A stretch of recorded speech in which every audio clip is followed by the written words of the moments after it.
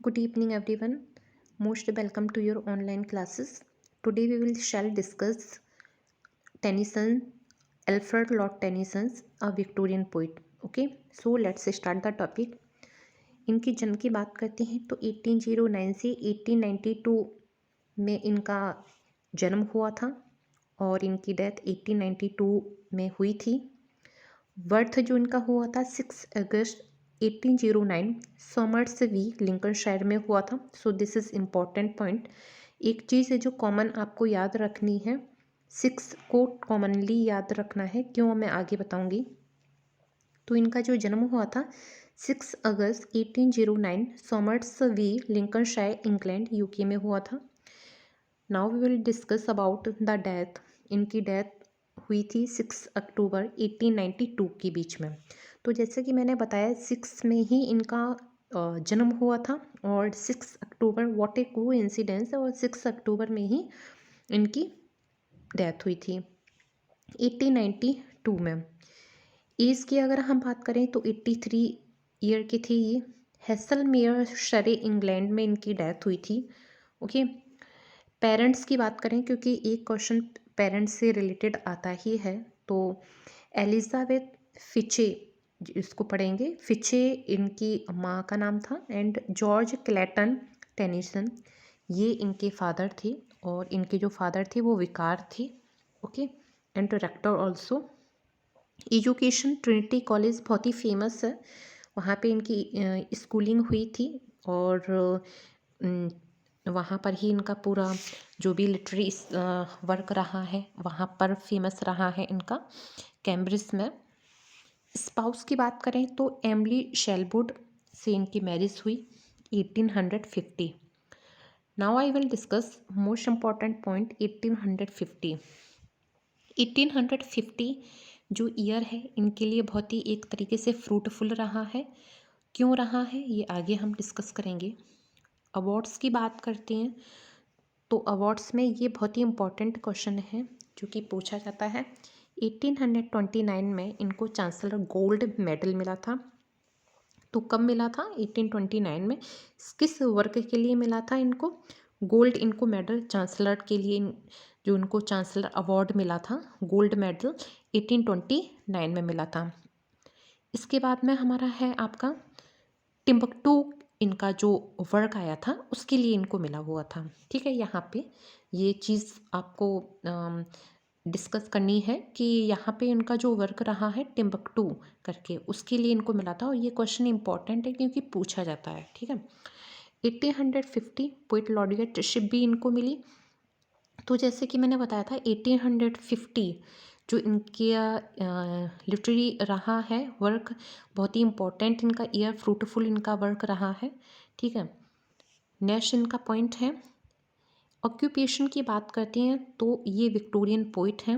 इनकी बहुत सारे वर्क हैं जो कि अभी the princess in memorial poems ये सारी बहुत ही फेमस रही हैं, और इसमें सबसे ज़्यादा जो मेरी फेवरेट है वो द प्रिंसेस करके है, क्योंकि उसकी जो टॉपिक है उसका जो थीम है ना वो आप जब आप रीड करेंगे तो आपको समझ में आ जाएगा कि उसका मेन टॉपिक वो क्या कहना चाह रहे हैं। इसके अलावा इन्होंने ड्रामाज भी लिखे हुए हैं। तो मैं सारे ही पॉइंट वन बाय वन करके डिस्कस करूँगी। अब इनकी मेन पॉइंट्स जो लाइफ से रिलेटेड हैं ये तो ऊपर जो मैंने मेंशन किया है, इनकी जो मेन डेथ वॉर्न ये सारी फादर मदर ये सारी चीज़ें डिस्कस थी। अब हम डिस्कस करेंगे इनकी लाइफ से रिलेटेड जो मेन पॉइंट्स रहे हैं वो। He was a fourth of the 12 children in the family. His father, George Clayton Tennyson, was rector at Somersby and vicar of Grimsby. So this is important questions because एक question तो ये definitely mother father का क्या नाम है इससे बनता है, और सेकंड जो क्वेश्चन बनता है आपके एग्जामिनेशन में पीसीटी में वो यही बनता है कि फादर का प्रोफेशन क्या रहा है। ठीक है, तो एक रेक्टर रहे हैं इनके फादर, विकार रहे हैं। ठीक है, यानी कि पादरी जिसको बोलते हैं। Tennyson was first student of Louth Grammar School for 4 year 1816 to 1820 के बीच में इनकी जो स्कूलिंग हुई है वो लॉथ ग्रामर स्कूल में हुई थी और इसके बाद में ट्रिनिटी कॉलेज कैम्ब्रिज में 1827 में इन्होंने ज्वाइन किया हुआ था। तो यहाँ पे ये इम्पॉर्टेंट है कि इनका ये जो फेमस रहे हैं, ये कैम्ब्रिज कॉलेज में जो भी इनकी एक्टिविटीज़ रही हैं उसके लिए भी ये काफ़ी फेमस रहे हैं। इस सोसाइटी को जो ही इन्होंने ज्वाइन की थी, एक सोसाइटी जिसको कैम्ब्रिज अपोस्टल भी बोला जाता है। तो मैंने बताया कैम्ब्रिज को आपको माइंड में रखना है। इनके टेनिसन के बारे में थोड़ा टफ है टेनिसन। मैंने रीज़न ये, इनके आप जब वर्क पढ़ेंगे, ठीक है, टू वॉइसेस जो हैं इनकी पोएम है, टायरेशिस है इनके जो वर्क्स हैं, उनको जब आप रीड करते हो तो आपको थोड़ा कहीं ना कहीं वो मैटर, इनकी जो लैंग्वेज है ना वो कहीं ना कहीं थोड़ा सा टफ लगती है, ठीक है। His first publication was collection था पोएम्स बाई टू ब्रदर्स, जो कि पब्लिश हुआ था 1827 में आया था।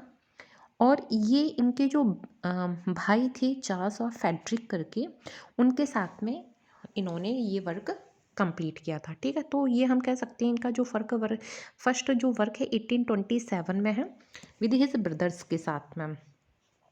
1829 he was awarded Chancellor Gold Medal at Cambridge for one of his pieces Timbuktu. That is very important. किसके लिए मिला था और क्या मिला था? गोल्ड मिला था, सिल्वर मिला था, क्या मिला था, ठीक है। He published his first solo collections of poems chiefly lyrical in 1830.